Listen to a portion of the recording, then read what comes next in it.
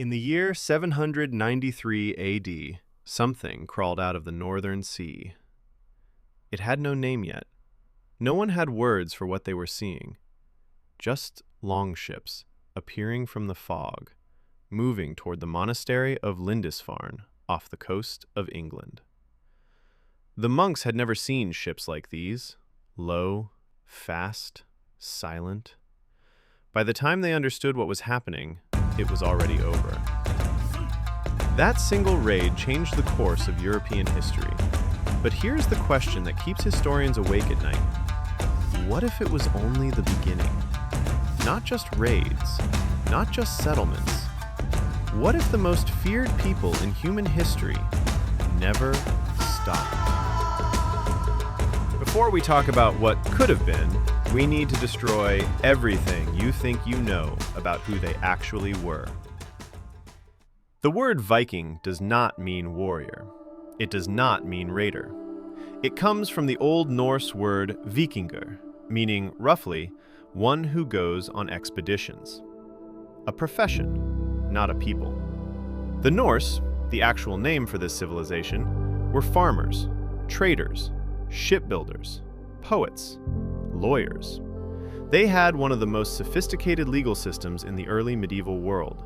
Disputes were settled in open-air assemblies called things, democratic parliaments, centuries before England had a parliament. And then there were the ones who went on expeditions. Those are the ones history remembers. At the sharpest edge of Norse military culture lived a warrior class so terrifying that medieval chroniclers genuinely believed they were possessed by demons. The Berserkers. These were not ordinary soldiers. They wore bear and wolf skins into battle. They bit the edges of their shields. They screamed. They did not feel pain the way other men did. Modern science now has a theory about why. Archaeological evidence and ethnobotanical research suggests that berserkers may have consumed black henbane, a plant in the nightshade family, before battle. Black henbane suppresses fear, suppresses pain, and in the right doses, creates a state of terrifying, focused aggression. The Church called it demonic possession. The Norse called it a gift from Odin. Science calls it pharmacology. Whatever it was, when a berserker ran at you screaming, not feeling wounds, not stopping, you ran. But their real weapon was not the berserker. It was the ship. The Norse longship is one of the most brilliant engineering achievements in human history. It had no equal for over 300 years. Here is why that matters. The longship could cross the open Atlantic Ocean. It could navigate rivers less than 1 meter deep. It could be carried overland between river systems. And it could be launched directly from a beach. No harbor required. No other ship in the medieval world could do all 4 of these things. The Byzantines had better warships. The Arabs had better cargo ships. The Chinese had larger vessels. But no one had a ship that could go everywhere the longship could go. That ship was not a weapon. It was a key, and the Norse used it to open the entire world. What I am about to tell you is not legend. It is not mythology. It is documented, archaeological, historical fact. While Norse warriors were raiding England's coasts in the west, other Norse, the ones called Varangians, were moving east, down the rivers of what is now Russia, trading silver and furs along the Volga River, a route that connected Scandinavia directly to the Islamic Caliphate in Baghdad. Norse traders sat across negotiating tables from Arab merchants in the markets of the Caspian Sea. We know this because archaeologists have found tens of thousands of Arabic silver coins, dirhams, buried in Scandinavian soil. The money flowed north. And then there is what they built along the way. The word Russia, the name of the largest country on Earth today, comes from the Norse word Rus, meaning the men who row. A group of Norse Varangians, led by a chieftain named Rurik, founded the first major dynasty in Russian history in the 9th century, the Rurik dynasty. which ruled Russia for over 700 years. The Vikings did not just raid Russia, they created it. They didn't stop there. Constantinople, the greatest city on earth, capital of the Byzantine Empire, population over 500,000. The Norse tried to conquer it. They failed. So the Byzantine Emperor did something remarkable. Instead of building more walls, he hired them. The Varangian Guard, the personal bodyguard of the Byzantine Emperor himself. Elite Norse warriors, axes in hand, standing watch in the marble halls of the most sophisticated court in the medieval world. A Swedish law from this period, the Västgötalagen, had to be written specifically to stop young men from immigrating to Constantinople. Because so many Swedish men were leaving to join the Varangian Guard that entire villages were being emptied. The most powerful empire in the world was being protected by men from the frozen north. Let that settle for a moment. And then there is the fact that most people still refuse to fully accept. In the year 1000 AD, 500 years before Christopher Columbus, a Norse explorer named Leif Eriksson sailed west from Greenland and landed in North America. We know this is true, not from sagas alone, from archaeology. In 1960, at a place called L'Anse aux Meadows in Newfoundland, Canada, archaeologists found the remains of a Norse settlement, carbon dated to approximately 1000 AD. Norse buildings, Norse tools, Norse ironworking. 500 years before Columbus. They found America, and then they left. Why? This is the question at the heart of this video, and the answer is not one thing, it is three. The land changed. The Viking Age began during a period historians call the medieval warm period, a centuries-long stretch of unusually warm temperatures across the North Atlantic. Longer summers meant more food. More food meant more people. More people meant more young men with ships and nothing to lose. By the late 10th century, temperatures began to shift. The seas that had been navigable became icier. Greenland's farmland, marginal at the best of times, began to fail. The environmental pressure that had launched the Viking Age slowly dissolved. Europe got harder. When the first Norse raids hit England in 793, European kingdoms were scattered, disorganized, and completely unprepared. There were no standing armies, no coastal defenses, no early warning systems. By the 10th century, that had changed. Alfred the Great fortified England's coastline with a system of defended towns, burhs, specifically designed to neutralize the Norse advantage. Stone castles replaced wooden halls. Professional soldiers replaced village militias. The easy prey was gone. The third, and this is the one no one wants to say out loud, the Church. Christianity did not conquer the Norse by force. It converted their kings. Harald Bluetooth, King of Denmark, converted to Christianity in the 960s. His son, Sweyn Forkbeard, followed. One by one, the Norse kings made the same calculation. Christian kingdoms were richer, more organized, more legitimate in the eyes of Europe's political order. Conversion meant alliance. Alliance meant stability. Stability meant the end of the raid. And so, the fiercest warrior culture in the medieval world slowly, quietly chose peace.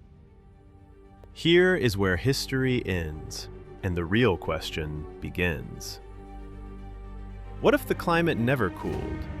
What if Greenland remained farmable for another 200 years? What if no Norse king converted, and the raid never became the trade? Let's follow this thread and see where it goes.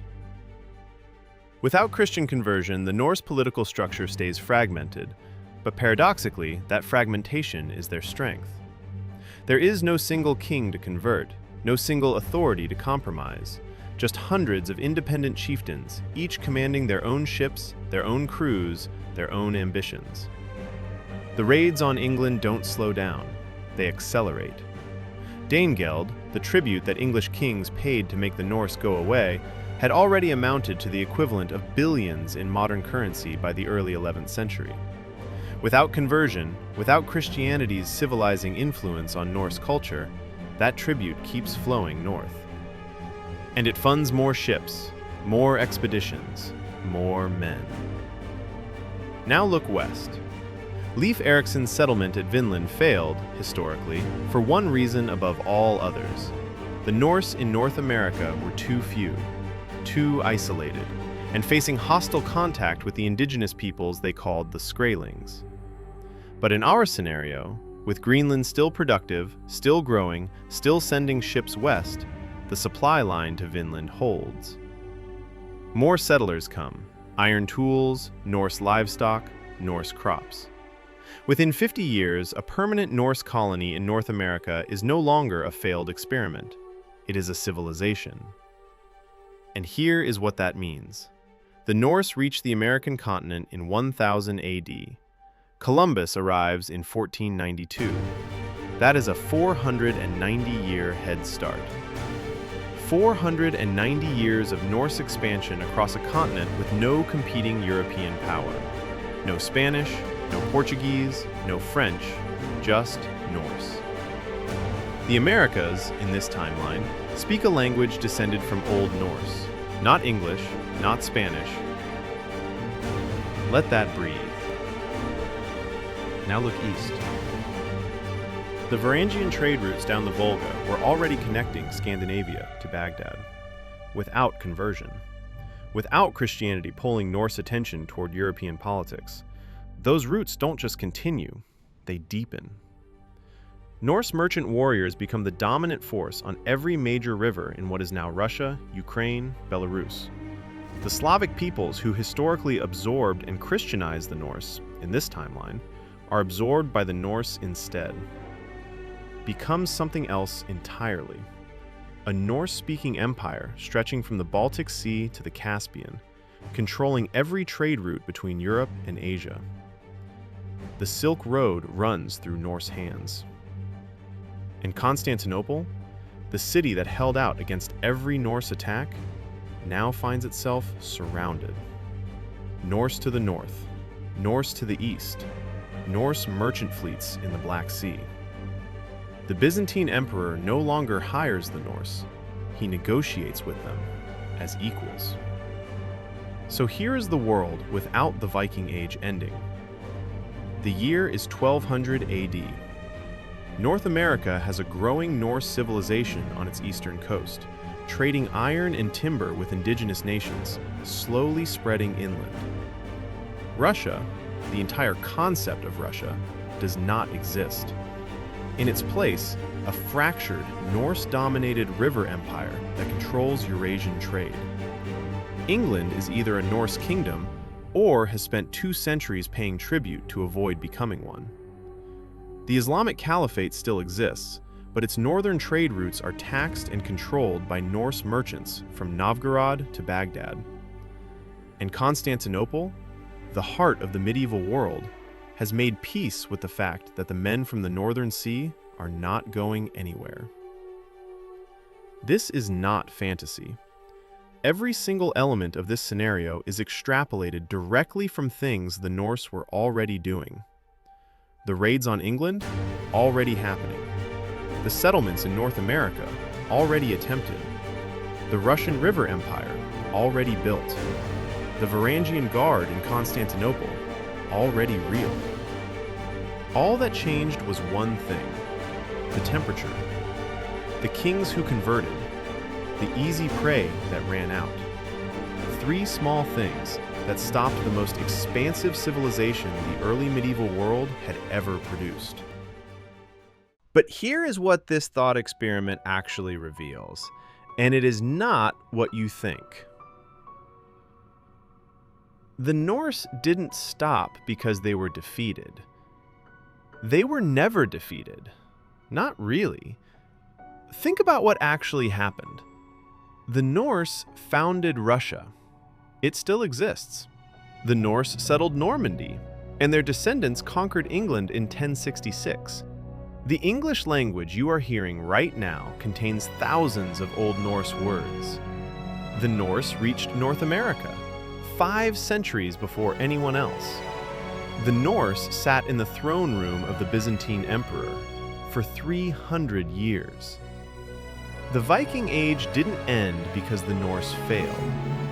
It ended because they succeeded so thoroughly, so completely, that they stopped being the Norse and became the world. The raiders from Lindisfarne didn't disappear. They became the Russians, the Normans, the English nobility, the Byzantine elite. They didn't stop expanding. They expanded into everything. And the question was never whether they would conquer the world. The question was whether you'd recognize them when they did. The Norse reached Baghdad. They founded Russia. They stood in the palace of the Byzantine Emperor. And 5 centuries before Columbus, they found America. So the next time someone asks you who discovered the modern world, the answer might be written in a language you've never heard of, in a fjord, in the dark, by men who were already gone before history learned their names. Next time, we ask what happens when the world's greatest land empire meets the world's greatest naval empire, the Mongols and the sea. History isn't dead. It just hasn't been asked the right questions yet.